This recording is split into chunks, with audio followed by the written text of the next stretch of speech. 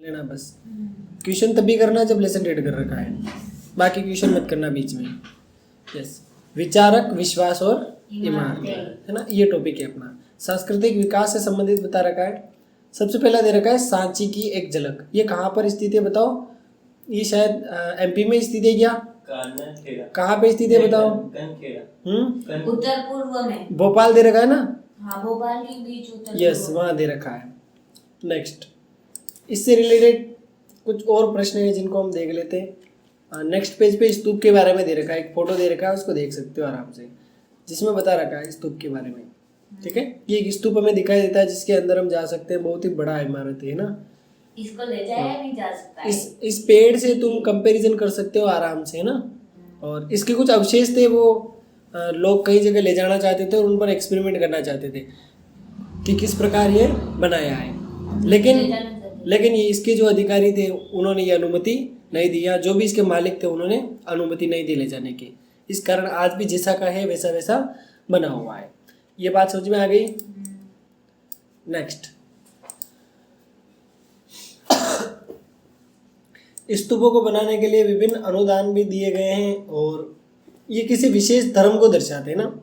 यहाँ पे दिखा रखा है, देखो, सांची का महान स्तूप, है ना। यदि आप दिल्ली से भोपाल की रेल यात्रा करेंगे तो एक पहाड़ी के ऊपर एक मुकुट जैसे खूबसूरत स्तूप दिखेंगे, यानी कि पहाड़ी के ऊपर बनाए गए, ये बात हमें पता चल रही है। ठीक है, तो ये स्तूप तुम आराम से देख लो ताकि तुम्हारे दिमाग में बैठ जाए।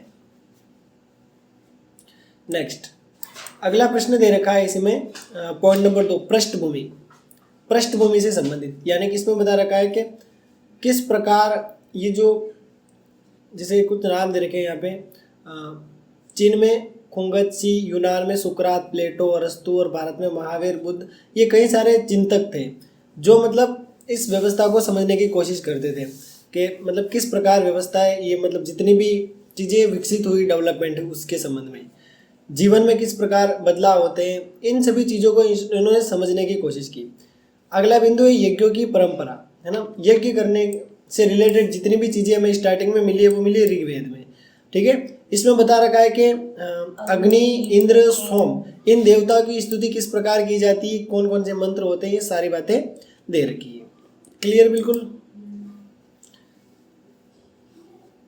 अगले बिंदु में दे रखा है विवाद और चर्चाएं। इसमें कुछ संप्रदायों के बारे में बता रखा है, अलग अलग संप्रदाय क्या क्या सोचते थे और उनके विभिन्न प्रकार के शिक्षक अलग अलग क्षेत्रों में गए और उन संप्रदायों का प्रचार प्रसार किया। क्लियर बिल्कुल?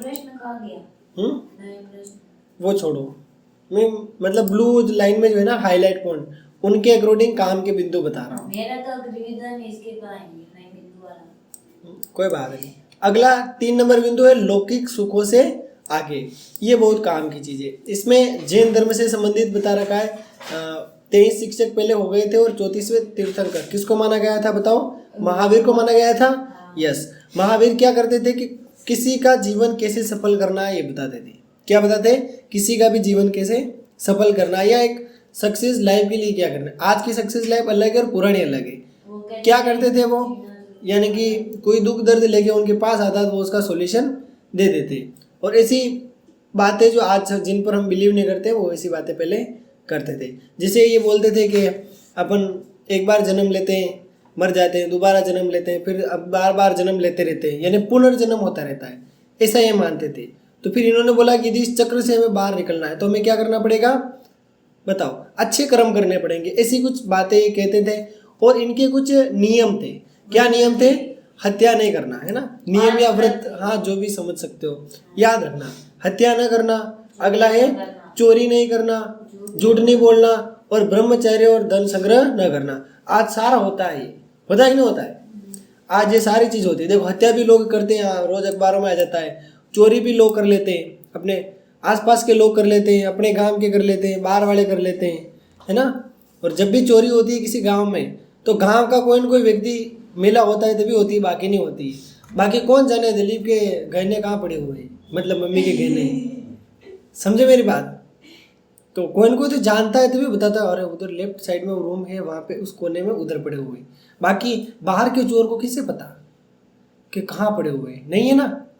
तो मतलब कहीं पर भी चोरी होती है तो किसी न किसी का हाथ होता है, अक्सर ऐसा सुनने में आता है अपने, कई गाँवों में चोरी होती है, अपने यहाँ तो नहीं होती है वैसे, बिल्कुल अपने गाँव में चोरी होती नहीं है, होती तो दूसरे गाँव में होती है ना, बड़े बड़े गाँव में ज़्यादा होती है, अपने गाँव में नहीं। भगवान करे हो ही नहीं करे। हाँ, अपने गाँव में होगी भी नहीं। ठीक है, तो ये बात है। नेक्स्ट,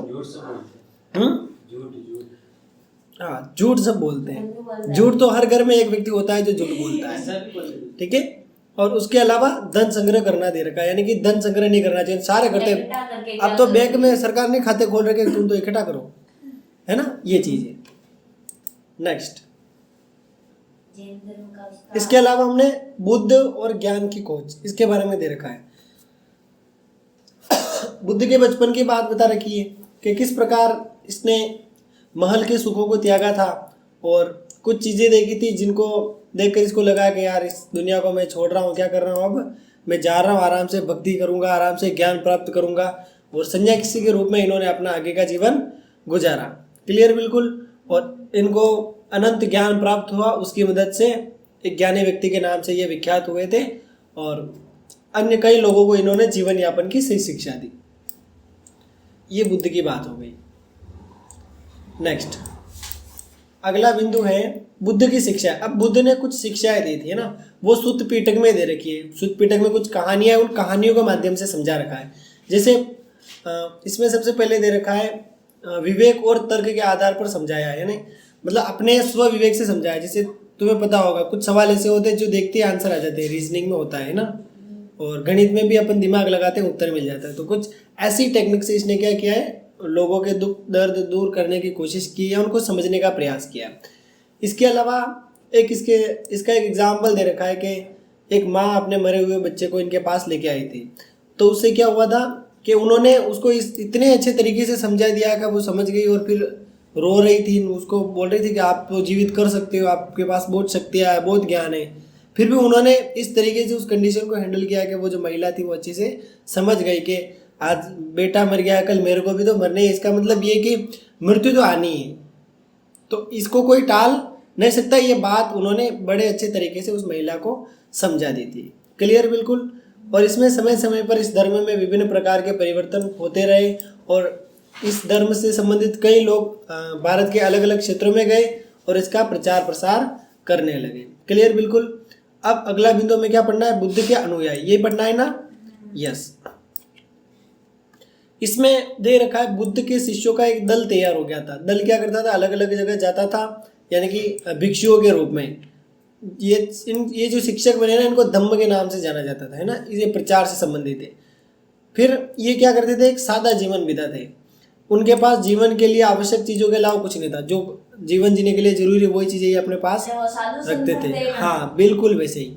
ठीक है, जैसे दिन में एक बार उपासकों को भोजन दान पाने के लिए वे कटोरा रखते थे, ठीक है, और कटोरे में क्या कर लेते थे, वो दान ले लेते थे और आराम से अपना गुजारा चला लेते थे। अगले दिन वापस वही काम चालू। अब सारे लोग बौद्ध धर्म स्वीकार कर लेते, वैसे कटोरे लेके फिरते, फिर देता कौन? तो सभी ने स्वीकार नहीं किया था, कुछ लोगों ने किया था। ठीक है, तो ऐसे प्रचार प्रसार हुआ। जैसे जिस क्षेत्र में जाते उसमें से एक भिक्षु निकाल लेते, और जिनसे मिलते, जैसे किसी गांव में आ गए तो उस गांव में एक आधे और तैयार कर लेते कि तू ले ले बौद्ध धर्म, कटोरा निकाल, घर से आ जा, कपड़े वपड़े लेके व्यवस्थित। फिर वो भी क्या करता, अरे यार ये हम रोज मेहनत क्यों कर रहे हैं, काम तो अच्छा है, इसमें ले लो आराम से, जितना मिले खाओ पियो मस्त रहो। तो कुछ ऐसे ही होगा, लेकिन इसके नियम कड़े, उसकी पालना हमें करनी पड़ती है। जो 5 व्रत है उनकी पालना हमें करनी पड़ती है। ऐसे नहीं कि बन गए बहुत दिन झूठ बोल रहे हैं, चोरी कर रहे हैं, हत्या कर रहे हैं, नो, वो काम नहीं होंगे। धन संग्रह भी नहीं कर सकेंगे, जो भी है वो लुटा दे जाओ। ठीक है, आज का धन इकट्ठा, जो भी अनाज इकट्ठा हुआ है उसे बनाओ, पीसो, खाओ, छुट्टी, कल और चलेंगे, कहीं ढूंढेंगे, मिलेगा जो, ऐसा कुछ चीजें। और इनको भिक्षु के नाम से जाना जाता था। शुरू में पुरुष ही इसमें शामिल हुए थे, यानी कि महिलाएं नहीं होती थी, लेकिन बाद में धीरे धीरे महिलाएं भी इस धर्म को ग्रहण करने लग गई।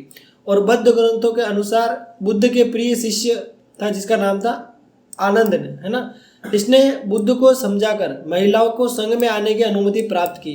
यानी कि धीरे धीरे बुद्ध को समझाया बुझाया, बोला कि यार अब ये पुरुष तो बहुत हो गए हमारे इस धर्म में, अब महिलाओं को भी गिनती चालू करो। तो धीरे धीरे महिला भी भिक्षुणी बन गई, और वो भी कटोरा लेके जाती, मांगती, आराम से भगना वेश पहन लेती और आराम से काम चलता रहता है, यानी कि धर्म को अपना लिया। जैसे कोई भी किसी अपने धर्म को छोड़ के दूसरे धर्म को अपनाता है तो उसके विभिन्न धर्म परंपरा सभी को उसे अपनाना पड़ता है। ऐसे एग्जाम्पल अक्सर आज भी देखते हैं अपन। ठीक है, नेक्स्ट, इसके अलावा बुद्ध की उपमाता है ना, जिसका नाम था महाप्रज्ञापति गौतमी। ये जो थी ये सबसे पहले संघ में आकर भिक्षुणी बनी थी। और स्त्रियां जो संघ में जितनी भी आई थी वो उपदेशिकाएं बनती, यानी बड़े बड़े उपदेश देती थी, ऐसे कह सकते हैं।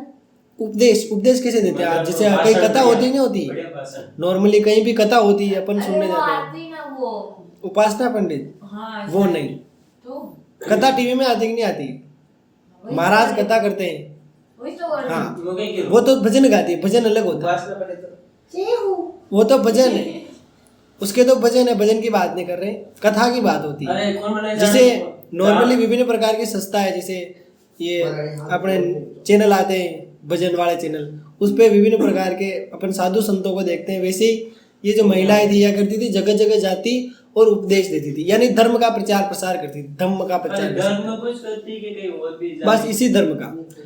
नेक्स्ट आगे ध्यान दो, आगे चलकर वे थेरी बनी, आगे मतलब इनका नाम मतलब जो भी पद प्रतिष्ठा थी वो चेंज हो गई। ऐसी महिलाएं जिन्होंने निर्वाण प्राप्त कर लिया हो। निर्वाण यानी क्या होता है, निर्वाण यानी क्या होता है, कुछ बनाते हैं निर्वाण इसी से संबंधित है। इसमें मतलब यहाँ तो जब माँ लास्ट में जाते हैं उसी से रिलेटेड है ना, इसकी लास्ट प्रोसेस होती है। ठीक है, मतलब हाँ थेरी बता रखा ना, आगे चलकर थेरी बनी, इसका मतलब क्या हुआ, निर्वाण प्राप्त कर लिया उन्होंने। निर्वाण यानी जमा, जा गए, खत्म हो गए, दुनिया से चले गए, ऐसा हो सकता है। या इनके कुछ व्रत होते हैं अलग से, देखना बुद्ध से महावीर से संबंधित, तो तुमने सुना होगा ना, मतलब कमरे में बंद कर देते हैं, 1 महीने तक खाना नहीं देते हैं, ऐसा कुछ होता है, फिर वहीं प्राण त्याग कर लेते हैं, ऐसा सुना तुमने? समाधि है, नहीं सुना? वाणियों में नहीं सुनते हो क्या, कमरे में बंद कर देते हैं, फिर खाना वाना कुछ नहीं देते। हाँ ऐसा सुना ना, हाँ ऐसे ही जो बुढ़े होते हैं उनसे संबंधित, उनकी देख रेख कुछ नहीं करते, बंद कर देते हैं, फिर वो राम नाम लेकर मर जाते हैं, खाना कुछ नहीं देते हैं, इसे मर जाते हैं, उससे रिलेटेड ही होगा निर्वाण। अभी इसकी डिटेल आ जाएगी।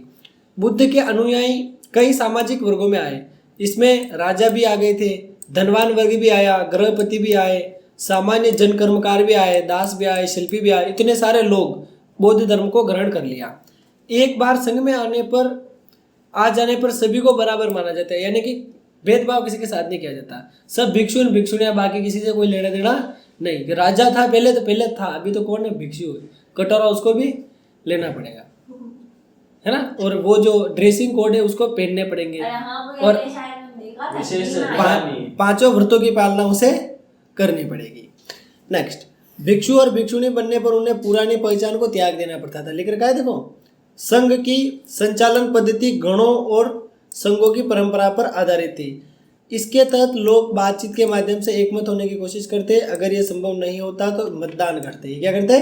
उस समय मतदान करते, यानी कि किसी बात पर सहमति जतानी है तो सभी मतदान करके क्या अपनी सहमति जता देते, जिसको ज़्यादा वोट आए वो काम सफल हो जाता। ठीक है, ये बता रखा है, मतलब किसी के कोई भी निर्णय लेना हो तो उसके लिए मतदान करते। पहले तो सभी मान जाते,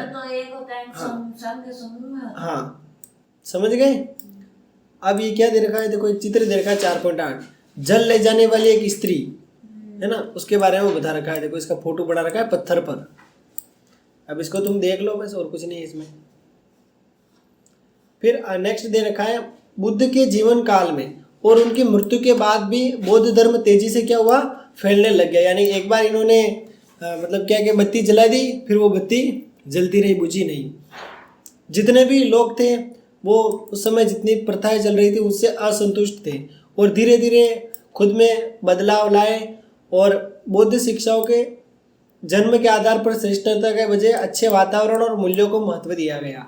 उसमें से महिलाएं और पुरुष इस धर्म की ओर क्या हुए, आकर्षित हुए, और कमजोर लोगों की तरफ मित्रता और करुणा के भाव को महत्व देने के आदर्श काफी लोगों को भाई। बस ये कुछ चीजें दे रखी है इसी से रिलेटेड, यानी कि एक लाइन में अगर कहें तो ये जितने भी लोग थे ये इस धर्म के प्रति मतलब आकर्षित हुए थे और इसको ग्रहण करना चाहता।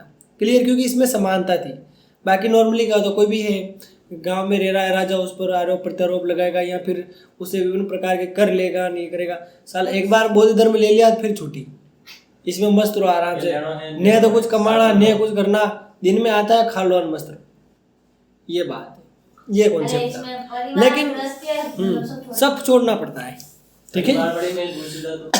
या परिवार को रखना है तो उसको ही ग्रहण करा दो, सिंपल है, ठीक है। तो ये चीजें इसमें क्या कर रखी है, दे रखी है। अब अगला बिंदु है अपना स्तूप, है ना। स्तूप को डिटेल में देख लेना। बौद्ध आदर्श और व्यवहार ब्राह्मण, जैन तथा कई अन्य परंपराओं के साथ संवाद और तर्क वितर्क करने की प्रक्रिया की यदि हम बात करें तो इसमें ध्यान देना, कुछ जगहों को लोग इसमें पवित्र मानते थे, जैसे जहाँ कोई खास वनस्पति हो, अनूठी चट्टानें हो या कोई प्राकृतिक सौंदर्य हो, इनको इन्होंने पवित्र स्थल बना दिया था, है ना। और यहाँ पर एक छोटी सी वेदी भी बनी रहती है, वेदी यानी कुटिया से रिलेटेड कुछ हो सकता है, जहाँ पे ये आराम से अपना जो भी काम है वो करते थे। कभी कभी चैत्य भी इनको कहा जाता था। बौद्ध साहित्य में कई चैत्यों की चर्चा कर रखी है। इसमें बुद्ध के जीवन से जुड़ी जगहों का भी वर्णन कर रखा है, जैसे जहाँ इनका जन्म हुआ था उसे क्या कहते हैं अपन, लुम्बिनी कहते हैं। फिर अगला दे रखा है जहाँ ज्ञान प्राप्त हुआ था, ये बहुत ही इंपॉर्टेंट है, इसको स्टार बना देना, है ना। ज्ञान प्राप्त हुआ उसे बोध गया कहते हैं। और जहाँ इन्होंने प्रथम उपदेश दिया था उसे हम सारनाथ कहते हैं। जहाँ उन्होंने निम्बान प्राप्त किया उसे क्या कहते हैं, कुशीनगर। तो ये सारे इनके लिए पवित्र स्थल बन गए और यहाँ लोग जाते थे और आराम से मतलब उस वातावरण का आनंद लेते थे। तो ये सारी चीजें अपन को देखने को मिलती है। इसके बाद और इसमें बता रखा है 200 वर्ष बाद अशोक ने, किसने, अशोक ने भी एक धर्म ग्रहण किया था। तो इसने लुम्बिनी की तरफ अपनी यात्रा की याद में यहाँ पे एक स्तंभ बनवा दिया था। अब स्तंभ क्यों बनाते हैं, सीधी सी बात है। तो स्तंभ बनाने की यदि हम बात करें तो इसको विभिन्न प्रकार की जगहों का महत्व बताने के लिए, यानी कि जैसे अशोक ने स्तंभ बनाए तो आज भी उसका नाम चलता है ना। उसने जो भी चीज़ें चलाई है ना, तो उसने जो भी अच्छे अच्छे काम कराए, शिलालेखों पर लिखवाए, और आज के समय भी उसका महत्व, वो चीज़ें अपन को धरातल पर देखने को मिलती है। जैसे अशोक ने धर्म का प्रचार इसलिए हाँ, तो किया था। एग्जाम्पल के लिए यदि ये कोई गांव में मंदिर बना देता है, बड़ा सा मंदिर शिव जी का, तो इसका नाम हो जाएगा युगों युगों तक, जब तक मंदिर रहेगा तब तक, कि उस समय एक लड़का था, एक आदमी था जिसने क्या किया था, इस मंदिर का निर्माण करवाया था। हमारे इस मंदिर का निर्माण किसने किया? अब वहाँ का शिलालेख है, उस पर लिख रखा होगा, पढ़ना। शिलालेख कहाँ है शिलालेख, इसका शिलालेख हाँ है, पूरा मंदिर में भर गई, मेरे को कभी कई शिलालेख है, कटेगा 2005 में क्योंकि शिलालेख है, देखना। अपने ताना है ना, ये अपने महादेव जी का मंदिर, यहाँ पर भी शिलालेख लगा हुआ है। अरे पर लगा कहाँ है, इसके अंदर बताओ ना। बाहर ही लगा हुआ है शिलालेख कहाँ पे? देखना, मिल जाएगा। नहीं मिले तो मेरे को बताना, सरकार में बताऊंगा। आप जगह बता दो, मैं अभी जाके देखूंगा। मैं बताऊंगा। सेवा करने गई कभी अंदर की तरफ मशीन पड़ी हुई है, उसके जैसे सामने ब्लैक कलर का शिलालेख नहीं लगा रखा है, वो तो भाषा कुछ अजीब ही है। हाँ क्या है, क्या था? देखना। बहुत सारे शिलालेख यानी पत्थर पर लिखना, मंदिर से संबंधित कुछ न कुछ पत्थर पर लिख रखा है। बाहर भी हो सकता है और अंदर तो ही है, ठीक है, देखना, मिल जाएगा। इसी से रिलेटेड है, बस कुछ नहीं है इसमें। नेक्स्ट, अरे मैं बता रहा हूँ बेटा, अब आ रहा है ना, पहले किसे बताऊं, नेक्स्ट, ऐसी कोई जगह थी जिनको हम पवित्र मानते थे, जैसे इसमें दे रखा है, देखो कुछ अवशेष, जैसे उनकी अस्थियां, उनके द्वारा प्रयुक्त किया गया सामान, इन सभी को खड्डे खोद के उसमें दाब देते और इनको हम स्तूप के नाम से जानते हैं। किसके नाम से, स्तूप के नाम से। अरे जो बुद्ध थे, ये जो भी है ना, इनकी हड्डियां, जो भी ये सामान प्रयोग करते थे उसको एक खड्डा खोद के डाल देते और वहां पे कुछ स्ट्रक्चर बना देते, उसको हम स्तूप के नाम से जानते हैं। वो अपन को नहीं पता है, अपन को पता ही नहीं है।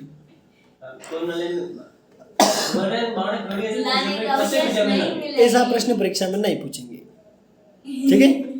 नेक्स्ट, आगे ध्यान देना, स्तूप बनाने की परंपरा बुद्ध से पहले ही रही होगी, यानी कि पहले भी विभिन्न प्रकार के स्तूप बनाए गए होंगे, लेकिन वह बौद्ध धर्म से जुड़ गए, यानी कि बौद्ध धर्म ने ये चीज स्टार्ट कर दी।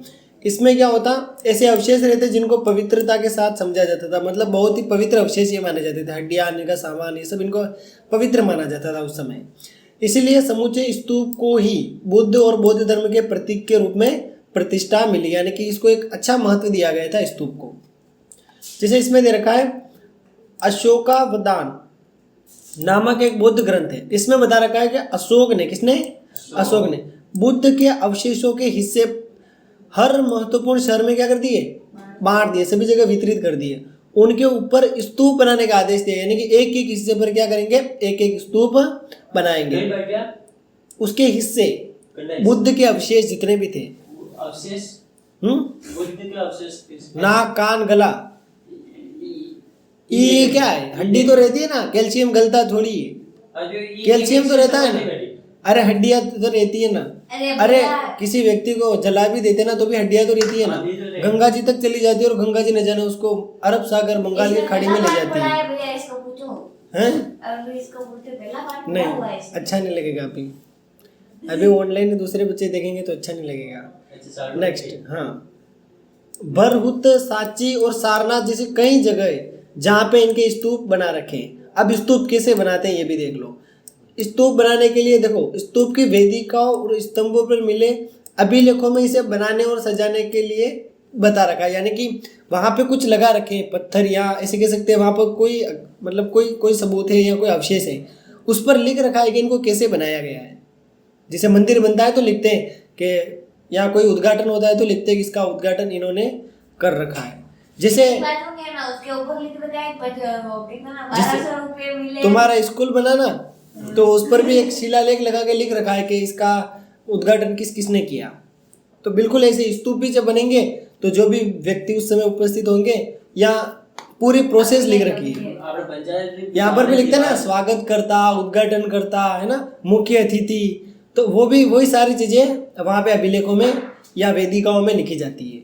नेक्स्ट, कुछ दान राजाओं के द्वारा दिए गए थे, यानी कुछ बोलते ना कि आपने तेजा जी का मंदिर बन रहा है, आधो बीघा जगह अपनी, तो इधर भी ऐसे होता है। कुछ लोग दान देते थे इनको, जगह, जमीन या कुछ पैसा, जिससे क्या हो, स्तूप बनाया जा सके। समझ गए? अरे अभिलेख तो है, स्तूप क्या है? उसी से संबंधित। हाँ, मैं बोल रहा हूँ ना, एक स्ट्रक्चर बनाते हैं। अब स्ट्रक्चर कैसे बनाते हैं वो सारी चीजें वहीं पर लिखी हुई है। कुछ चीजें ये बताएगा, देखो ध्यान देना। हाँ, अरे सुन ले पहले, अभिलेख अलग होता है और अभिलेख हमने पहले पढ़ लिए। अभिलेख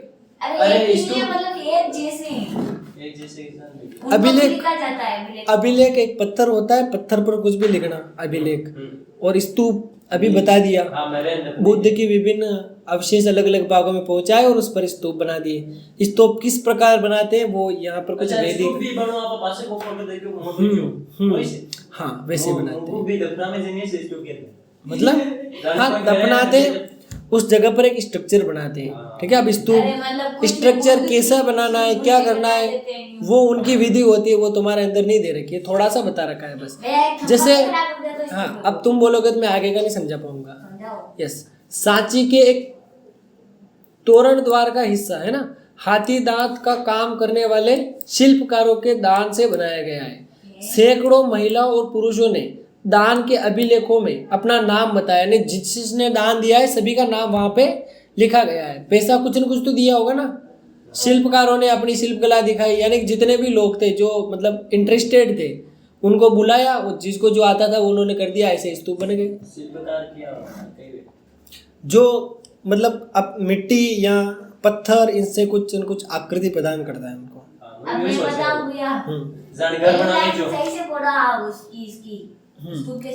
हाँ, बता दिया ना वेदिकाओं में। तो फिर अरे मतलब स्तूप बनाते हैं, ठीक है, उसके ऊपर अभिलेख लिखा जाता है, कब बनाया, किसने दान दिया, वो अभिलेख तो उसके ऊपर बनाया जाता है ना। तो यहाँ पे उसके ऊपर देख, स्तूपों की वेदिका है ना, एक तो वेदिका, दूसरा अभिलेख, दो चीजें ना, दोनों चीजें बता रही है कि अभिलेख कैसे बनाते हैं। यानी कि ये जो स्तूप बनाते हैं ना, दोनों चीजें बता रही है, दोनों चीजें डिसाइड करती है। इन पर लिखा रहता है कि किस किसने दान दिया, किस किसने अपना श्रम दान दिया, या फिर किस किसने धन दिया, या किसने जगह जमीन दी। अभिलेख भी होते हैं और वेदिका भी होती है। वेदिका क्या होती है और नेट पे सर्च कर लेना। हाँ ठीक है, आप समझ गए, कुछ और बताऊं? यहाँ तक क्लियर है? यस। नेक्स्ट, इसके अलावा कभी कभी वे अपने गांव या शहर का नाम भी बताते हैं ना, कि मतलब उन्होंने दान दे रहे हैं, मतलब कोई उस पर्टिकुलर स्थान का भी हो सकता है, या फिर दूर का है तो वो अपना कोष्टक में नाम भी लिखवाता है। गाँव का नाम। जैसे मुरला तेजा जी के दान दे रहे तो हाँ लिखो भाई नाम, यहाँ से इस गांव का हूँ मैं, हाँ। अपना खुद का नाम, पिता का नाम और अपने गांव का नाम ही लिखाता है कि हाँ मेरा भी नाम होना चाहिए, मैंने भी इसमें दान दिया। ठीक है, बहुत सारे लोग दान इसीलिए देते हैं, और झंडे पर भी जोर जोर से बोलते कि नहीं बोलते फलाने रुपये फलाने की तरफ से, तो वही बात है। 2100 रुपए वाले बस वही से वो की वही बात है। वो तो मेरे को मौका नहीं मिल रहा है, बाकी इनकी जेबें खाली हो जाए, ये दूसरी बार कभी घोषणा ही नहीं करेंगे, है ना सर, प्रश्न सही करके आएंगे। होगी, अब की बार होगी। वही बात है। अभी जा नेक्स्ट, कभी कभी अपना पेशा और रिश्तेदारों के नाम भी बताते, देख लो भाई कितना मतलब ये इनको पता ये चीज अमर होगी, भविष्य में इतिहास लिखा जाएगा इस पर, तो वो क्या करते हैं, मौका नहीं छोड़ते हैं। कौन क्या, जो दान दे रहे हैं वो अपने रिश्तेदारों के नाम, मेरे ससुर जी का ही नाम लिखो आगे और कोष्टक में, सास जी के लिखो और मेरे अंकल के लिखो, सभी का नाम लिखा देते हैं। ठीक है, ये बात है। नेक्स्ट, इन इमारतों को बनाने में भिक्षु और भिक्षुणियों ने भी अपना दान दिया, यानी कि जो बौद्ध धर्म से संबंधित थे वो भी क्या करते थे, अपना दान देते थे।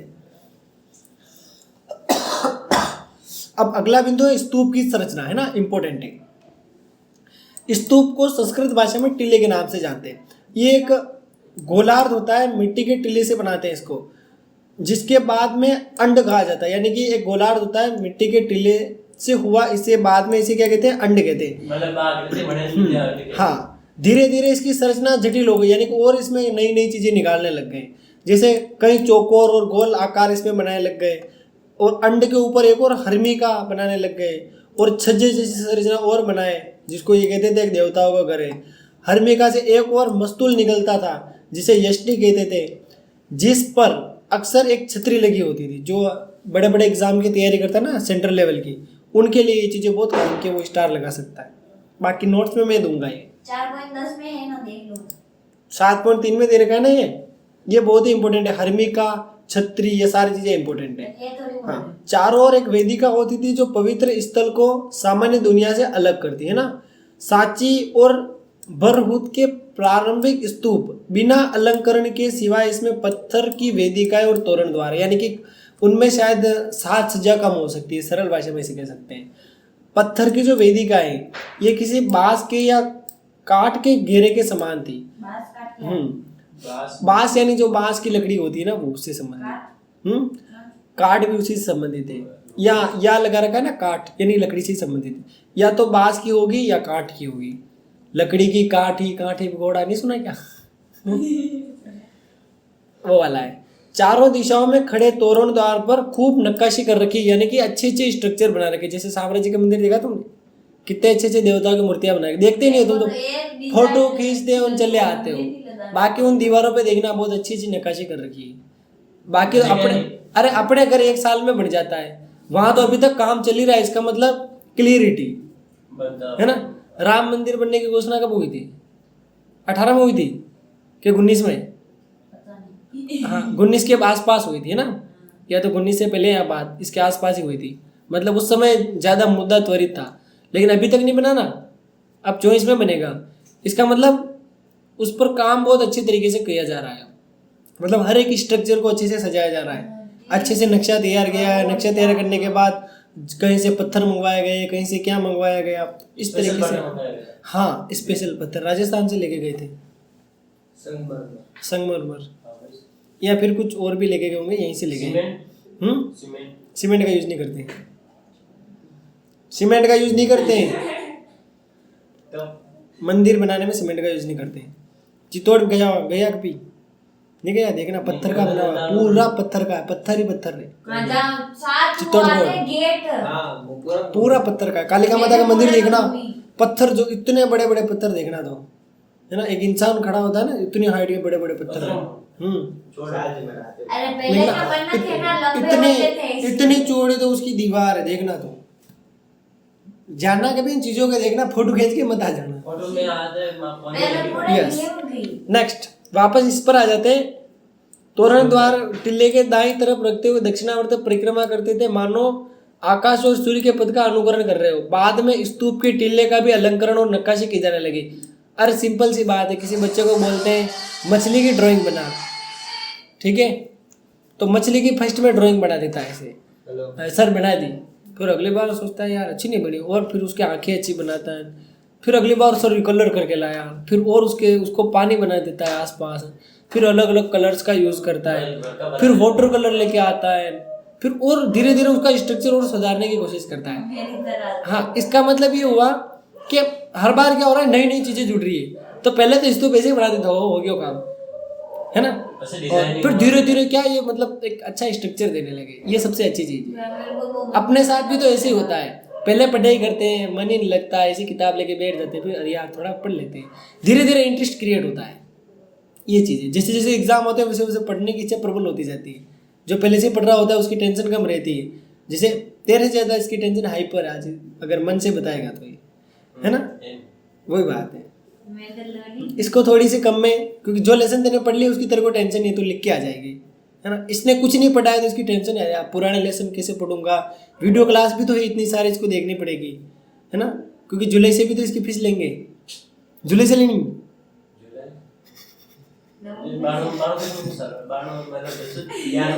देखो जुलाई, अगस्त, सितंबर, अक्टूबर, नवंबर, दिसंबर, 6 महीने की फीस 3000 रुपये।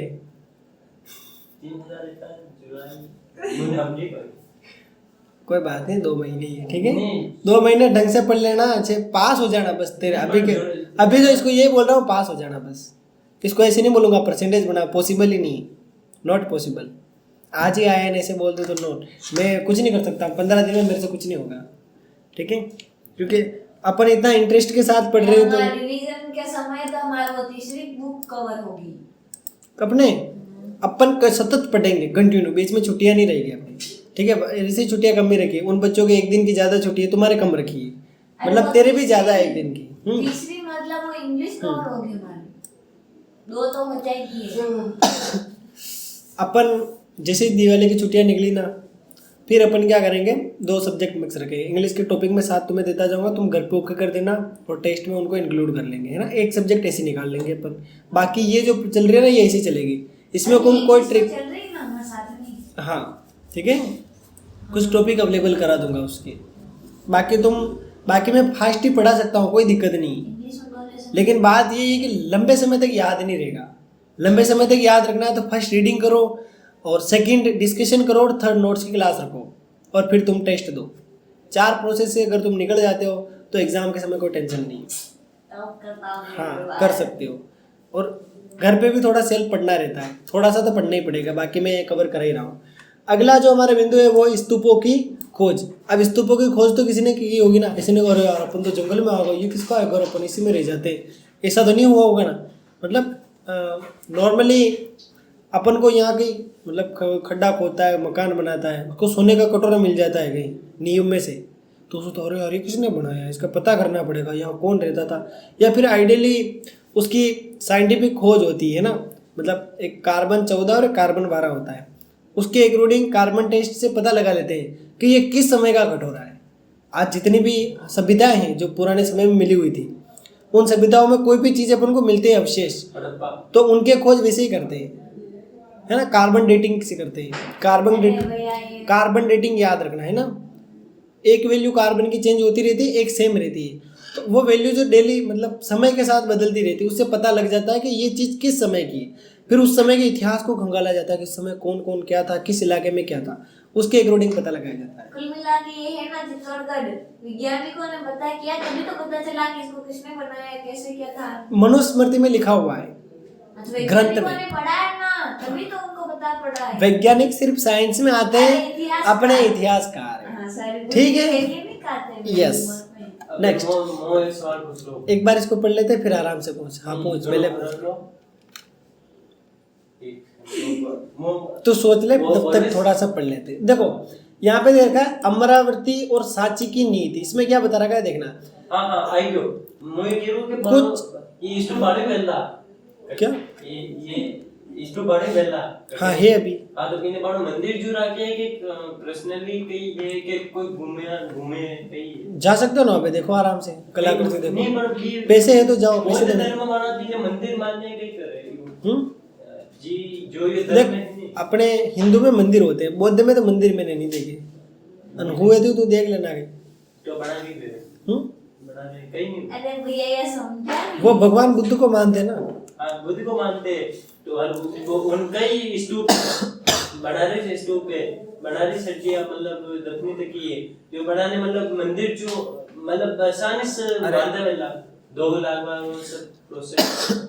मुस्लिम संप्रदाय में कोई मर जाता है हाँ। तो वो क्या करते हैं, दफना देते हैं। हाँ। फिर कभी याद आती है तो वहाँ जाके बैठ जाते हैं, 2 घड़ी रो लेते हैं, और क्या है। तो बस अपने तो रो ही नहीं सकते, ये मर गया छुट्टी। छुट्टी। तो अब वो भी स्तूप है, जाते हैं वहाँ देखने, उसको देखते और क्या करते हैं, चित्तौड़ किले में जाएंगे, वहाँ ऐसे थोड़ी बोल देंगे पद्मावती नाच रही होगी, डांस हो रहा है, चलो आज देखने चलते हैं, या फिर आज ये राजा आ गया है, या आज औरंगजेब आक्रमण कर रहा है, चलो चलो जल्दी चलो। ऐसे तो आज नहीं कर सकते ना, वो तो अपने पुरानी ऐतिहासिक इमारतें और इमारतों के बारे में ही तो अपन पढ़ रहे हैं, ठीक है। तो जैसे चित्तौड़ फोर्ट है अपने, बिल्कुल वैसे स्तूप ही वैसे पड़े होंगे, कुछ नहीं उसमें, ठीक है। अरे भैया इसका सवाल अब मैं आपको समझाऊं। अरे ये ऐसे बोल रहा है कि वहाँ पे लोग जाते हैं, उस चीज को क्या मानते हैं, मंदिर मानते हैं, क्या मानते हैं, ये बोल रहा है ना।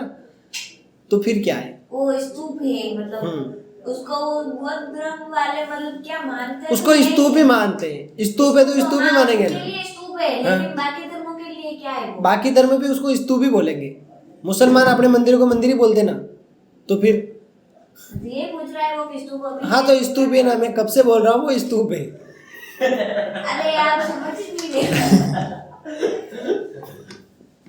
स्तूप ही है, हमारे को पता है। अच्छा अपन स्तूप बोल रहे हैं, नहीं बोल रहे हैं, तो वो भी स्तूप ही बोलते हैं ना। अब मैं कुछ स्पेशल नाम तो नहीं दे सकता। अबे राजा मेरी बहुत दर्द है, मैं समझ लूं, ठीक है। अबे नहीं है नहीं मसला नहीं होनी हमें, क्योंकि दिलीप ने प्रश्न ऐसा पूछा है ना। देखो अपन भी उनको स्तूप ही बोलेंगे, ठीक है। अपन भी जा सकते हैं, देख सकते हैं उसको, कोई दिक्कत नहीं है, ठीक है। जाओ आराम से देखो। बड़ा धर्म वाला मतलब है नहीं जो है ये थोड़ी मांस आंसर ये सेवन थोड़ी करे। 5 व्रत पता है, चोरी न करना, हत्या न करना। चोरी नहीं करना, हत्या नहीं करना, हत्या नहीं करना मतलब खा भी कोई, और कोई और धर्म वाला हत्या करे तो हाँ, मुस्लिम धर्म हत्या करे बस मतलब मुस्लिम धर्म का बकरा काटने वहां जाएगा ये, कोई तो स्तूप में जाएगा ये। अरे बिल्कुल मिला के ये सवाल ही गलत पूछ रहा है। यस, सवाल ही गलत। तभी समझ में नहीं आ रहा है। तो ऐसे व्यर्थ सवाल पूछ के समय बर्बाद बिल्कुल नहीं करना चाहिए। हाँ आपने आगे टॉपिक।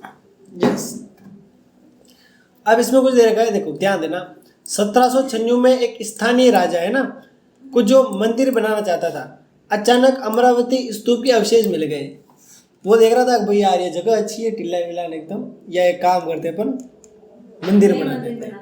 अब उसने खुद ही चालू की तो क्या हुआ, स्तूप के अवशेष मिले। किसके? स्तूप के। अब उन्होंने उसके पत्थरों का इस्तेमाल करने का निश्चय किया। उसने बोला यार ये पत्थर तो अच्छे हैं, छोटी सी पहाड़ी है, आराम से, क्या पता इसमें कोई खजाना हो, ऐसे सोच रहे थे। तो फिर कुछ वर्षों बाद कोलिन मैकेंजी नामक एक अंग्रेज आया था, उस इलाकों में से गुजर रहा था। तो उसने वहाँ पे की मूर्तियाँ देखी और उसका विस्तृत चित्रांकन किया, और जितनी भी रिपोर्टें थी वो तो बाहर नहीं निकाली गई थी। लेकिन इस प्रकार विश्लेषण होने के बाद पता लग गया कि यहाँ पे पहले क्या थे, स्तूप थे। 1854 में गुटूर, यानी जिसको आंध्र प्रदेश के नाम से जानते हैं, यहाँ का एक कमिश्नर था, उसने अमरावती की यात्रा की। उन्होंने कई मूर्तियाँ और उत्कीर्ण पत्थर इकट्ठे करिए वहाँ से, और वो कहाँ लेके चला गया, मद्रास लेके चला गया। इन्हें उनके नाम पर एलियट संगमरमर के नाम से जाना जाता है ना, पत्थरों को जो लेके गए थे शायद। उन्होंने पश्चिमी तोरण द्वार की खोज निकाला, यानी कि जो द्वार था उसको भी निकाल दिया। फिर उनको पता चला कि ये स्तूप है और बौद्ध धर्म का सबसे विशाल और शानदार स्तूप है, जो कहाँ बना हुआ है, अमरावती में बना हुआ है। नेक्स्ट 1850 के दशक में अमरावती के उत्कीर्ण पत्थर अलग अलग जगह पर लेके गए और उन पत्थरों को अलग अलग जगह पे पहुंचाया और कोशिश की गई कि इस पर क्या लिखा हुआ है, या फिर इन सभी चीज़ों की तहकीकात करके ये कंफर्म कर लिया गया कि ये क्या है, स्तूप है। नेक्स्ट, इसके अलावा उन्होंने क्या लिखा था सुनना, जो भी थे पुरातत्ववेत्ता एच कोल है ना, इन्होंने लिखा था इस देश की प्राचीन कलाकृतियों की लूट होने देना मुझे आत्मघाती और असमर्थनीय नीति लगती है। यानी कि वो देख रहे थे कि मूर्तियाँ हटाई जा रही है, सारी चीज़ें मतलब अलग अलग जगह पहुंचाई जा रही है, मतलब वो जगह नष्ट हो रही थी, होना ये चाहिए था कि उसको वहीं संरक्षित कर लिया जाए।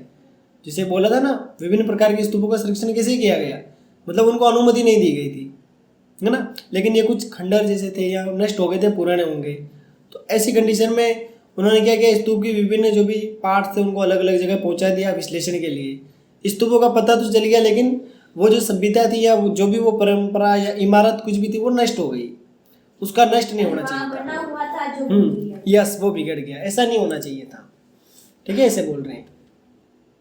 नेक्स्ट, इसके अलावा इसमें दे रखा है, कोल अधिकारियों को अमरावती पर इस बात के लिए राजी नहीं कर पाए, लेकिन खोज की जगह ही संरक्षण की बात की और सांची के लिए मान गए। यानी कि जहाँ पे खोज कर रहे थे वहीं इसको संरक्षित कर लिया गया था, जो पॉसिबल था उसको बचा लिया गया था, इसे कह सकते हैं।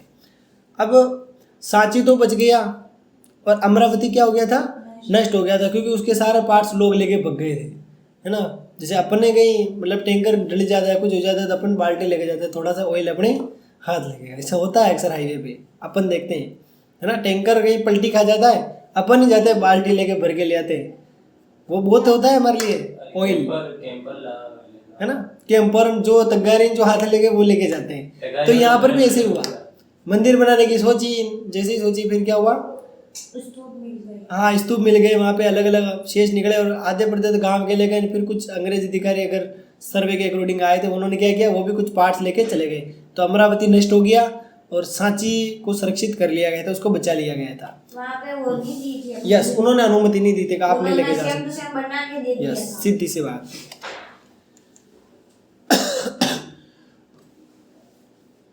नेक्स्ट, इसकी यदि हम बात करें तो पुरातत्वविद जो भी थे वो अवशेष लेके नहीं गए और उन्होंने वहीं पर अपनी खोज आरंभ कर ली। 1818 में सांची की खोज पूरी हुई तो इसके 3 तोरण द्वार वहाँ पर खड़े हुए थे और चौथा पर वहीं पर गिरा हुआ था, लेकिन वहाँ से कुछ भी लोग कुछ लेके नहीं गए थे। देखो ये और दे रखा है, सुझाव आए कि तोरण द्वारों को पेरिस या लंदन भेज दिया जाए, लेकिन नहीं भेजे गए, वहीं रहे, और ये डिफरेंस अपन को देखने को मिलता है। क्लियर बिल्कुल। यहाँ पे तोरण द्वार का, सांची और अमरावती का बताओ। ये देखो तोरण द्वार का एक हिस्सा दे रखा है, इसको देख कितनी अच्छी कलाकृति है, शेर बना रखे हैं, हाथी बना रखे हैं, विभिन्न प्रकार के मोर बना रखा है ना, दिख रहा है तुम्हें? ये इसका अलग अलग पार्ट दे रखे हैं। हाँ, अलग अलग पार्ट, ये सारा बता रखा है। ये कौन सा स्तूप है बताओ? अरे कौन सा स्तूप है ये? अमरावती। हाँ, तोरण द्वार दे रखा है ना, इसको याद रख लेना बस। ये मतलब बाड़ो आपने ये बाटा लगेगा जी से नहीं बस बता वना से मिल, ये मेरे को नहीं पता है। नेक्स्ट, अब बात करते हैं मूर्ति कला की, है ना। इन स्तूपों, देखो स्तूपों से मूर्तियों को कहाँ लेके गए, यूरोप लेके गए, क्योंकि जो लोग इसको देख रहे थे उनको लगा यार ये तो बहुत मूल्यवान है, बहुत पैसे आएंगे, अपन बेच देंगे बाहर अच्छे भाव में, तो ऐसे लोग क्या करने लग गए, उनको लेके चले गए थे। हाँ, अगला बिंदु है पत्थर की गढ़ी कथा है, यानी कि ये जो मूर्तियाँ हैं ये मतलब कुछ कथाओं को दिखाती है, यानी कि जिससे नॉर्मली आज के समय तो हम स्टोरी लिख लेते हैं, लेकिन वो क्या करते हैं, चित्रों के द्वारा उस चीज़ को क्या करते हैं, दिखाते हैं। जैसे नॉर्मली अपन देख सकते हैं कृष्ण भगवान को तो सभी जानते हैं ना, तो जन्माष्टमी पर विभिन्न प्रकार की उनसे संबंधित झांकियाँ तैयार की जाती है, या फिर ऐसे कह सकते हैं कि जो भी पत्थर होते हैं उस पत्थर पर कृष्ण भगवान की अलग अलग कलाकृतियाँ बनाई जाती है। इससे क्या होता है, उनके जीवन परिचय के बारे में हमें पता लगता है कि पहले किस प्रकार, जैसे कहीं मक्खन खा रहे हैं, कहीं कहीं भाग रहे हैं, खेल रहे हैं, तो अलग अलग चीज़ें अपन को देखने को मिलती है। तो बिल्कुल यहाँ पर भी ऐसे ही है, एक स्टोरी को चित्रों के द्वारा समझाया गया है। किसके द्वारा? चित्रों को। इसके अलावा इसमें दे रखा है, जैसे इसमें फूस की झोपड़ी दे रखी है, पेड़ों वाले ग्रामीण दृश्य दे रखे हैं, लेकिन इनकी जब गहराई से अध्ययन किया गया तो इसमें पता लगा वेशांतर से जातक लिया गया एक दृश्य बताते हैं। यह कहानी इससे दानी राजकुमार के बारे में, जिसने अपना सब कुछ एक ब्राह्मण को सौंप दिया था और स्वयं की पत्नी और बच्चों के साथ जंगल में रहने चला गया। यानी कि चित्र बता रहा था ये सारी चीजें। कौन बता रहा था? सब कुछ दान कर दिया और अपने बीवी बच्चों को लेके जंगल में। ये एक चित्र दिखा रहा था जो किसे इन स्तूपों पर या मूर्तियों के द्वारा समझा रखा था। तो ऐसी चीजें हम समझ सकते हैं। अगला जो बिंदु है वो है उपासना के प्रतीक। किसके प्रतीक? उपासना के प्रतीक। उसे जो चित्र है तो लंबो इनमें तो हमने तो आवाई कोई कोई के हम भी हाँ देखना समझ आ जाएगा ये। तो इसमें हुनर देख का एक हिस्सा है। इसमें देखना ये घोड़े पर बैठा हुआ है, ये सारे बच्चे हाथ में न जाने क्या लेके जा रहे हैं। खेल रहे हैं, हाँ, हाथ में कुछ ले रखा है, ये धनुष बाण दिख रहे हैं, ये इसमें इसको कुछ दे रहा है, इसने सिर पे कुछ पानी लेके आ रही है, शेर बने हुए हैं, और उसके अलावा यहाँ पे कुछ पेड़ पौधे, इधर हाथी बैठे हुए हैं, अरे ये दो लोग इधर दशहरा बैठे है, हुए तब हैं। है ना भैया, हाथी भी होते थे, सेनापति भी होते थे, हम्म। किसान बच्चे हाँ। मजदूर सब होते थे। यस, ये सारी चीजें दिखा रहा है। अगला बता रखा है बौद्ध मूर्तिकला को समझने के लिए कला इतिहासकारों ने बुद्ध के चरित्र लेखन के बारे में समझा, यानी कि सबसे पहले बुद्ध के चरित्र को समझा क्या है, फिर उसकी तुलना की इन मूर्तियों से, इन कलाकृतियों से, इनको कुछ समानता मिली। जैसे इसमें क्या बता रखा है, एक वृक्ष के नीचे ध्यान करते हुए बुद्ध को किसकी प्राप्ति हुई थी, ज्ञान की प्राप्ति। ये बात इन चित्रों में दिखा रखी है। प्रारंभिक मूर्तिकारों ने बुद्ध को मानव रूप में न दिखाकर उनकी उपस्थिति प्रतीकों के माध्यम से दिखाने का प्रयास किया है। क्लियर बिल्कुल। हाँ, प्रतीकों के माध्यम से, प्रतीक चिन्ह, प्रतीक चिन्ह है ना, तस्वीर, इंडिकेटर, कुछ भी समझ ले। जैसे फ्री फायर में सेटिंग नाम ना लिख के एक ऐसा स्ट्रक्चर बना दिया, उस पर क्लिक करेंगे तो सारी सेटिंग्स खुल जाएगी ऐसे, ठीक है। जैसे फोन में होता है ना, कैमरा चलाते हैं तो नाम के ऊपर एक आइकन बना देते हैं, उसे पता रहता है ये कैमरा है। व्हाट्सएप को हम आइकन से पहचानते हैं, है ना, तो यहाँ पर भी एज ए आइकन कह सकते हैं, या एक प्रतीक बना दिया उनका, ठीक है। अरे वो अशोक के वो सिक्के थे, तो वो एक हाँ, उन्होंने भी मूर्ति अपनी खुद की फोटो छपवा दी थी। हाँ। तो बिल्कुल इसमें इन्होंने प्रतीक के रूप में दिखाया है। जैसे देखो, रिक्त स्थान, बुद्ध के ध्यान की दिशा तथा स्तूप, स्तूपों किस चीज से दिखाया, महापरिनिब्बाण के प्रतीक बन गए थे। चक्र का भी प्रतीक के रूप में इस्तेमाल किया गया था, यानी कि विभिन्न प्रकार के चक्र ले लिए गए थे। जैसे ग्राफ में भी देखते हैं ना अपन, एक्स अक्ष, वाई अक्ष, है ना, हॉरिजॉन्टल, वर्टिकल, तो यहाँ पर भी बिल्कुल ऐसा ही है। यह बुद्ध द्वारा सारनाथ में दिए गए उपदेशों का प्रतीक था। स्पष्ट है कि ऐसी मूर्ति कला को अक्षरश नहीं समझा जा सकता। उदाहरणतः पेड़ का तात्पर्य केवल एक पेड़ नहीं था, बाकी कुछ और चीजें दिखा रहा था, ठीक है। अब ये तुम देख सकते हो, यहाँ पे विभिन्न प्रतीकों के रूप में इन चीजों को दिखा रखा है, ठीक है। ये एक चक्र बना रखा, फिर इधर ये विभिन्न प्रकार के ये लोग दूसरे चित्र में यहाँ बैठे हुए हैं। तीसरे में भी एक दरबार जैसा चित्र अपन को देखने को मिल रहा है। पेड़ दिख रहे हैं ना यहाँ पे, और पेड़ में विभिन्न लोग आराधना कर रहे हैं, है ना, ये चीजें। अब देख लो वो इसमें, धर्म के पर स्तूप थे ना, इसलिए वो मतलब हाथ जोड़ के प्रार्थना कर रहे थे। वह बुद्ध के जीवन के घटना का, यानी कि इनके जीवन की विभिन्न घटनाएं जो इन प्रतीकों के रूप में दर्शा रखी है, ऐसे हम इसको कह सकते हैं। वो पहले आया था ना कि मतलब उनके बच्चों की लंबी उम्र के लिए हाँ, यस। अगला बिंदु है लोक परंपराएं। क्या दे रखा है, लोक परंपराएं। सांचे में उत्कीर्ण बहुत सी अन्य मूर्तियां शायद बौद्ध मत से सीधी जुड़ी नहीं है, मान सकते हैं डायरेक्ट नहीं, लेकिन कुछ सुंदर स्त्रियां भी मूर्तियों में उत्कीर्ण है। तो जो तोरण द्वार के किनारे एक पेड़ को पकड़कर क्या कर रही है, झूल रही है, दिखा रखा है, देखो पेड़ को पकड़कर झूल रही है ना, ये पेड़ बना रखा है और ये पकड़कर उसको क्या कर रही है, झूल रही है।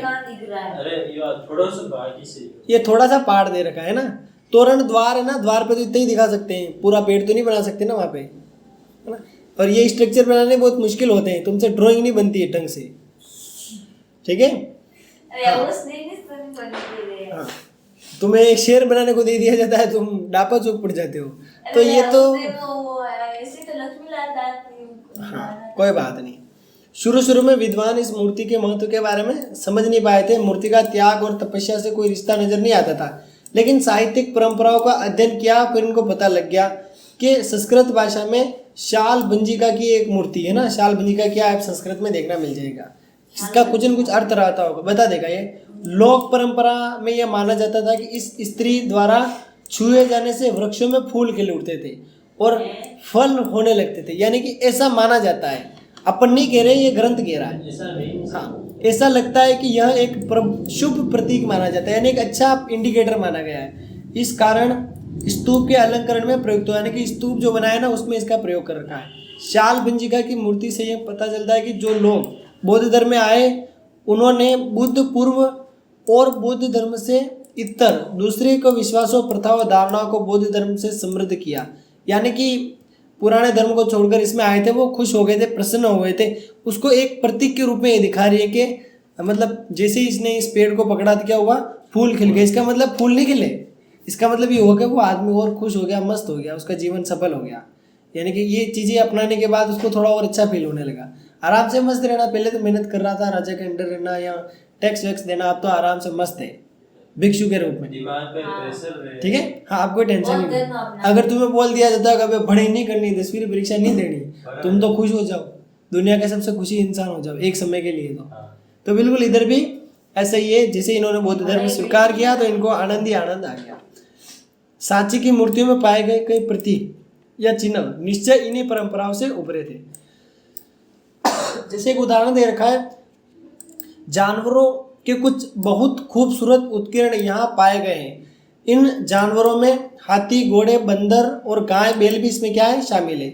सांची में जातकों से ली गई जानवरों की कई कहानियां भी इसमें दे रखी है। यहाँ तक कि लोगों को आकर्षित करने के लिए जानवरों का उत्कीर्णन कर रखा है ना, जानवरों को मतलब आकर्षित या उनका महत्व दिखाने के लिए बता रखा है, इसे कह सकते हैं सरल भाषा में। जैसे अगर कहीं शक्ति दिखानी है तो हाथी का प्रयोग कर रखा है ना, और ज्ञान दिखाना है तो उसके लिए भी प्रयोग कर रखा है। जैसे कहीं कमल का प्रयोग कर रखा है, अलग अलग चीजें इन्होंने दिखा रखी है। इससे वैसे प्रश्न ज्यादा आएंगे नहीं, तो इसको ज्यादा डिटेल में पढ़ने की जरूरत ज्ञान के लिए कमल इसलिए एक सरस्वती वो फिर भी क्या एज ए रीडिंग इसको पढ़ लेते हैं। फिर कुछ और चीजें, महिला की मूर्ति इसमें प्रमुख है। हाथी उनके ऊपर जल छिड़क रहे हैं, किसके ऊपर, महिला के ऊपर, जैसे वे उसका अभिषेक कर रहे हो। कुछ इतिहासकार उसे बुद्ध की माँ माया से जोड़ते हैं, यानी कि मम्मी के नाम से जानते हैं। उन्हें एक लोकप्रिय देवी गजलक्ष्मी मानते हैं ना। गजलक्ष्मी सौभाग्य लाने वाली देवी थी, जिसे प्राय हाथियों के साथ जोड़ा गया था। तो ऐसी कुछ मान्यताएं बौद्ध धर्म में थी और ये वैज्ञानिकों ने अपने मन में सोचा है। ठीक है, अब मेरे को ये बताओ कितने पेज बच रहे हैं, इतिहास कर हो जाएगा क्या लेसन? आज बस खड़े होगा, कितना बच रहा है? कल हो जाएगा। कल तो नहीं पढ़ेंगे, फिर नेक्स्ट पढ़ेंगे ना। आज कितने पेज है कि पेज गिनो जल्दी से? दो 2 पेज ही हो रहे, एक तो 10वां बिंदु है, 11वां हो रही क्या, हाँ ये 12वां, 12 नहीं 11वां ही है।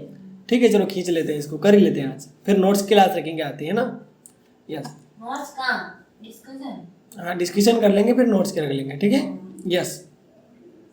उत्कीर्ण मूर्तियों को देखने वाले उपासक इसे माया और गजलक्ष्मी दोनों से जोड़ते हैं ना। नेक्स्ट, कई स्तंभों पर दिखाए गए सर्प मतलब सांप के चित्र भी दे रखे हैं। मतलब इसमें कुछ लोक परंपराओं से संबंधित जो ग्रंथों में नहीं मिलता है वो इन प्रतीक चिन्हों में अपन को देखने को मिलता है। जैसे इसमें जेम्स फर्गुसन ने सांची को वृक्ष और सर्प पूजा का केंद्र माना है ना। बौद्ध साहित्य से अनभिज्ञ थे, यानी कि इनको उसके बारे में जानकारी नहीं थी। तब तक ज्यादातर बौद्ध ग्रंथों का अनुवाद नहीं हुआ था, इसीलिए उन्होंने ऐसे कुछ मतलब मन से बना लिया था। मैं बोल रहा हूँ ना, इतिहासकार अंदाज से चलते हैं, हुआ तो सही, नहीं हुआ तो तुक्का।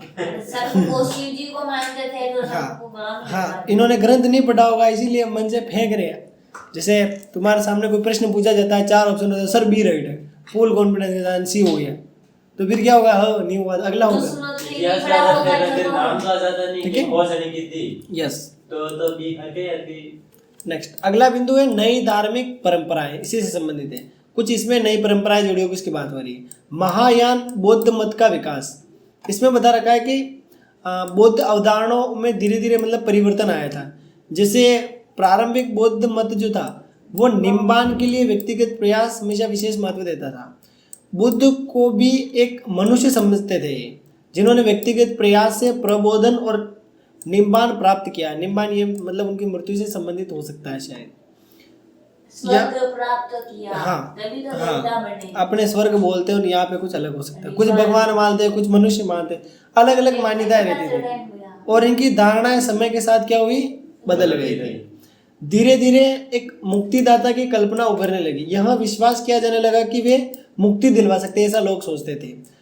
इसके साथ ही बोधिसत्व की अवधारणा भी उभरने लगी। इसमें क्या मानते थे, परम करुणामय मतलब जीव मानते हैं। बोधिसत्व मतलब इससे संबंधित जो भी होते हैं उनको सत् कार्यों में पुण्य कमाते हैं, लेकिन वे इस पुण्य का प्रयोग दुनिया के दुखों में छोड़ देते हैं और निम्बान प्राप्ति के लिए नहीं करते हैं, बल्कि वे इससे दूसरों की क्या करते हैं, सहायता करते हैं। मतलब इनके बारे में लोगों की अलग अलग धारणाएं जो समय के साथ बदली वो बता रहे हैं। क्लियर बिल्कुल। लोगों की सहायता करेंगे तो बुद्ध के विकास संबंध प्राप्त में करेंगे। कोई इंसान मान रहा था, कोई फिर भगवान मान रहा था, कोई क्या मान रहा था, हाँ, वो है ना। स्वर्ग कोई बोल रहे थे से स्वर्ग में दिलाएंगे, कोई बोलेंगे नहीं भाई ये हो जाएगा, कोई बोलेंगे हमारा दुख सुनेंगे तो हमको ही शांति मिलेगी। ऐसे कभी कुछ फेल हो जाते हैं या फिर कुछ अकस्मात हो जाता है तो हम किसी को बताते हैं, या अच्छे नंबर आए तो खाली हो जाता है। अच्छे नंबर आए ना तो भी हम किसी को बताते हैं अरे इतने आ गए, फिर जीव हो जाता है। एक को बता देते हैं ना तो भी अच्छा लगता है। पेपर बिगड़ता है, एक को बता दो अरे मेरे बिगड़ गया, वाह कोई बात नहीं, तब तो मजा आ गया। ऐसे तेरा अच्छा हुआ मेरे अच्छा नहीं, अरे यार तब तो जीव दुखता है। दोनों के बिगड़ा तो भी मजा आता है ना। तो ये बात ध्यान में रखनी है। बुद्ध और बोधिसत्वों की मूर्तियों की पूजा इस परंपरा का एक महत्वपूर्ण अंग था। चिंतन की इस नई परंपरा को महायान के नाम से जाना गया था। ठीक है, महायान क्या है? हाँ देखो ना ये क्या लिख रखा है, बुद्ध और बोधिसत्वों की मूर्तियों की पूजा, समझ गई? बुद्ध और बोधिसत्वों की मूर्तियों की पूजा करना। बोधिसत्व उसी से संबंधित है, शायद इससे रिलेटेड कुछ हो सकते हैं। ठीक है, जिनका वर्णन उन स्तूपों में कर रखा है। ठीक है, ये अब ये धर्म बन गया और ये इनके भगवान हो गए थे। बुद्ध ने शुरू किया था ना, 24वें तीर्थंकर थे। बुद्ध 24वें थे। हाँ 24वें 24वें एक ही है। तो फिर उन्होंने धीरे धीरे अपनी जो कहानी कथा थी वो शुरू कर दी। जिन लोगों ने इन विश्वासों को अपनाया, पुरानी परंपराओं को हीनयान नाम से संबोधित किया, यानी कि नई परंपराएं अपनाने लगे और पुरानी परंपराएं क्या करने लगे थे, छोड़ने लगे थे। यार दलित क्या समझ में ही नहीं आ रहा होगा। कम आएगा थोड़ा सा, पर धीरे धीरे आ जाएगा। पौराणिक हिंदू धर्म का उदय बता रखा है। हाँ, बौद्ध धर्म तक सीमित नहीं था। हम पाते हैं कि इसमें एक अलग ढंग से परंपराएं विकसित हो रही थी, जिसे आज जिसको हम हिंदू धर्म के नाम से जानते हैं ना, वैष्णव, या इसको ऐसे कह सकते हैं वह हिंदू परंपरा जिसमें विष्णु को सबसे महत्वपूर्ण मानते हैं, और दूसरा है शैव जिसमें शिव को सब कुछ माना जाता है। ये परंपराएं भी पहले इसी के अंतर्गत शामिल थी। इसके हाँ इसीलिए तो आया यस, था। इसके अंतर्गत एक विशेष देवता की पूजा को खास महत्व दिया जाता है। मतलब जैसे एक में किसको दे रहे हैं, विष्णु को दे रहे हैं, और इसमें शिव जी को दे रहे हैं, ऐसे कह सकते हैं। इस प्रकार की आराधना में उपासना और ईश्वर के बीच का रिश्ता प्रेम और समर्पण का रिश्ता माना जाता है, जिसको हम भक्ति कहते हैं। जैसे मीराबाई बहुत भक्ति की थी ना, उन्होंने सब कुछ भगवान को मान लिया था, पति भी भगवान को मान लिया था। हाँ, वो भगवान हाँ, को समा गई। तो यानी कि ये एक ऐसा रिलेशन था। अगला है वैष्णववाद। इसमें कई अवतार हुए थे, जिसे पूजा पद्धतियाँ विकसित हुई थी, और 10 अवतारों की इसमें कल्पना कर रखी है। पापियों के बढ़ते प्रभाव के चलते अव्यवस्था और नाश की स्थिति आ जाती है। तब विश्व की रक्षा के लिए भगवान अलग अलग रूपों में क्या करते हैं, अवतार लेते हैं, और क्या होते हैं, प्रसिद्ध हो जाते हैं। ये बात धार्मिक परंपरा में दे रखी है।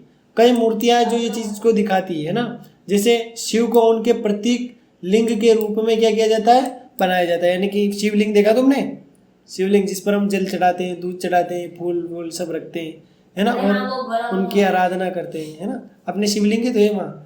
तो ये एक प्रतीक के रूप में हम इसको समझ सकते हैं। कई बार इसको मनुष्य रूप में भी दिखाते हैं, यानी कि शिव जी के तुमने प्रतिमा भी देखी होगी, है ना, जैसे शिव जी ऐसे हाँ ऐसे मतलब वो क्या करते हैं ना, हाँ वो शेर की खाल पहन रखी होती है, ऐसा कुछ जो अपन देखते हैं, देखा ना?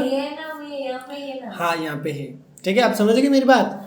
यस। लेकिन कई बार उन्हें ठीक है सारे चित्रण देवता से जुड़ी मिश्रित अवधारणाओं पर आधारित होने, यानी उसी से संबंधित होते हैं। जैसे शिरो वस्त्र, आभूषण, आयुधों, मतलब जितने भी हथियार हैं ये चीज, जैसे अपने माता जी का भी तुमने देखा होगा, एक हाथ में तलवार होती है, किसी हाथ ऐसे हाथ से आशीर्वाद देती है।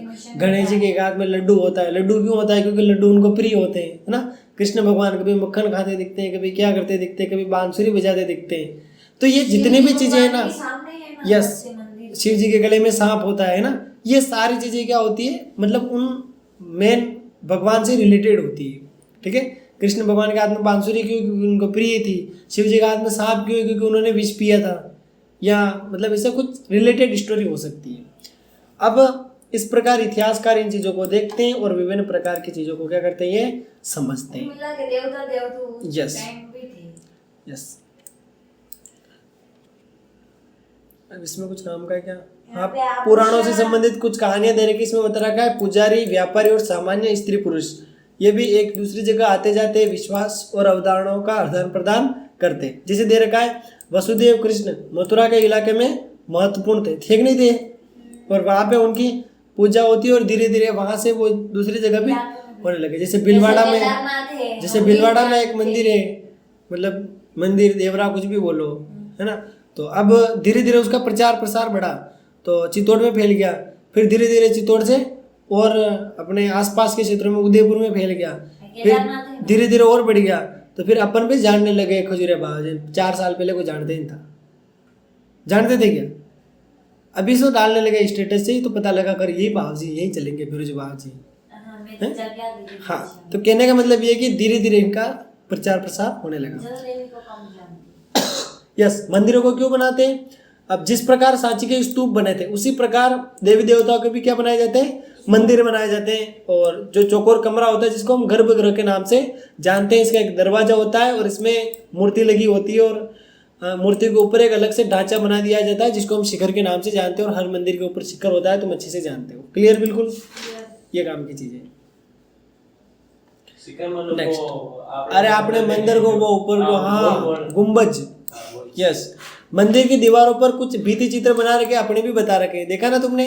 अपने मंदिर में देखा कांच की चिनाई कर रखी है अच्छे से, अरे कांच जड़ रखे ना अच्छे से, और उस पर कृष्ण भगवान की कुछ तस्वीरें भी अच्छे से लगी हुई है ना, और अलग अलग आरती लिख रखे हैं, बहुत सी चीजें जोड़ रखी है, और कुछ सुविचार भी है शायद, आगे बढ़े आपने, है ना? अब मैं किसी भी मंदिर में जाके पहले उसका वो पढ़ूंगी।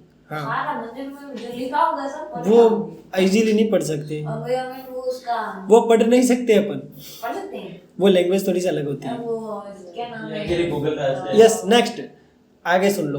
बाद में युगों में मंदिरों के स्थापत्य का काफी विकास हुआ। अब धीरे धीरे सभा स्थल बनने लगे, दीवारें ऊंची करने लगे, और बड़े से द्वार, जैसे अपने देखा ना ताना मंदिर में कितना अच्छा है, मतलब एक तोरण द्वार बना रखा है, फिर अंदर अच्छी चौक बना रखी है, फिर शिव जी का मंदिर बना रखा है, एक और साइड में छोटी मंदिर बना ली, इधर संतों के रहने का व्यवस्था कर दी है ना, और बहुत सारी व्यवस्था है, बाहर लोगों के लिए हराई बना दी है, बाहर एक समतल और जगह बना दी, आराम से गाड़ी वाड़ी खड़ी करो, और बाहर एक बरगद का पेड़ भी लगा दिया, आराम से बैठे रहो, कितनी गर्मी पड़े वहाँ ठंडक ही रही।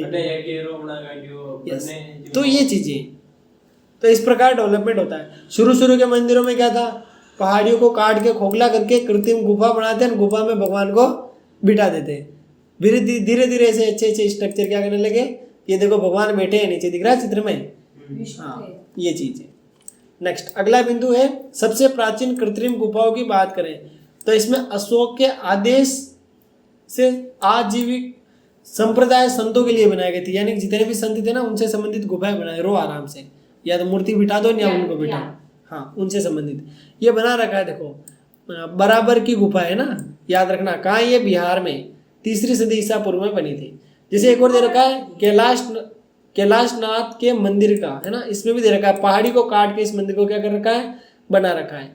एक ताम्रपत्र एक अभिलेख है जिसमें एलोरा के प्रमुख तक्षक द्वारा निर्माण की बात कही गई है, किसने निर्माण किया है ना, और फिर वो आश्चर्य तरीके से कहता, हे भगवान मैंने ये कैसे बनाया, ये सी बात वो कहता है ना। इतनी देर में कहता मैं तो बोल रही थी। हाँ, अब आया ना कैलाशनाथ मंदिर एलोरा, ये कहाँ स्थित है? महाराष्ट्र में। कहाँ स्थित है? महाराष्ट्र में। ये मतलब ढांचा कैसे बना रखा है? चट्टान को काट के बना रखा है, दिख रहा है तुम्हें चित्र? तो ऊपर वाला चित्र हो गया जो क्या है? बिहार की गुफा है, मतलब बराबर की गुफा है जो कहाँ स्थित है? बिहार में। दूसरा क्या रखा है? कैलाशनाथ मंदिर एलोरा, कहाँ स्थित है? महाराष्ट्र में। ये याद रखना। अब क्या समझना है, क्या देखना है, इसमें कुछ काम का नहीं है। मूर्तिकला के बारे में बात रखा है, वास्तुकला के बारे में बात रखा है, यानी कि मंदिर को जब भी बनाते हैं तो उसका स्ट्रक्चर बनाते हैं। जैसे राम मंदिर बनाया, इसके बारे में तुम स्पष्ट जानते हो। सबसे पहले नक्शा जारी किया गया, नक्शे को बनाया गया, उसके अलावा जो भी मटेरियल चाहिए उसको बुलाया गया, फिर कौन कौन सी कलाकृतियाँ बनानी है, भगवान राम की से संबंधित जितना भी इतिहास है उसको पढ़ा गया होगा, उसके आधार पर डिसाइड किया होगा कि हम इस तरीके से मंदिर को क्या करेंगे? बनाएंगे। तो ये सारी चीज़ों को ध्यान में रख के क्या किया जाता है? ये जो मंदिर है ये अभी तक मेरा मंदिर नहीं लगा, बनाए जाते हैं। फिर इसमें दे रखा है मूर्तिकला से संबंधित सारी बातें हो रही, ठीक है। मतलब जैसे भारतीय यूनानी पद्धति हो गई है ना, अलग अलग पद्धतियों में इन मंदिरों को बनाया जाता है। जब बड़ी कक्षा में पढ़ोगे ना तब तुम्हें पता लगेगा कि किस प्रकार मतलब अलग अलग मंदिरों को बनाने की शैलियाँ होती है ना। जब मंदिर का इतिहास पढ़ोगे ना तब तुम्हें समझ आएगा। इसके अलावा इसमें कुछ है नहीं है ज़्यादा। गंगा नदी के स्वर्ग अवतरण का चित्रण कहीं दे रखा है और बाकी कुछ काम का इसमें ही नहीं। महाभारत से संबंधित भी कुछ चित्र इसमें दिखा रखे हैं। और ये तुम देख सकते हो कौन सी मूर्ति लगा रखी है, दिख रही है तुम्हें 4.30 में। महाबलीपुरम की एक मूर्ति दिख रही है मूर्ति तुम्हें? क्या है क्या है? हैं? अरे यो महाबलीपुरम की एक मूर्ति। इसमें देखो एक दीवार पर अच्छा सा स्ट्रक्चर बना रखा है, ऊपर की ओर ये किसी मतलब पत्थर पड़े हुए हैं, और यहाँ राम देवता टाइप। हाँ यहाँ पर ये छोटे छोटे चित्र तुम्हें देखने को मिल रहे हैं ना, ये बना रखे हैं। और बाकी मेरे हिसाब से तो लेसन समाप्त हो चुका है ना। एक क्लास रखेंगे अपन डिस्कशन की, फिर अपन इस क्लास के या जो भी ये चैप्टर है इसके नोट्स तैयार कर लेंगे। फिर ये किताब ओके कंप्लीट है किताब। फिर पॉलिटिकल अगली स्टार्ट कर दें तो पॉलिटिकल को अपन रैपिडली पढ़ लेंगे अच्छे से। तीसरा वो क्या जो हिम्मत रखना, एक एक डेढ़ घंटे की क्लासें लेके ओके कर लेंगे, ठीक है? तैयार है ना तुम? पॉलिटिकल तो मेरे को अच्छी लगती है। यस। तो यहाँ तक कंप्लीट है तुम्हारा। यस, अभी बैठ के इस लेसन को रीड कर लो, 10 या 15 मिनट बाद तुम्हें मिल जाएगी छुट्टी।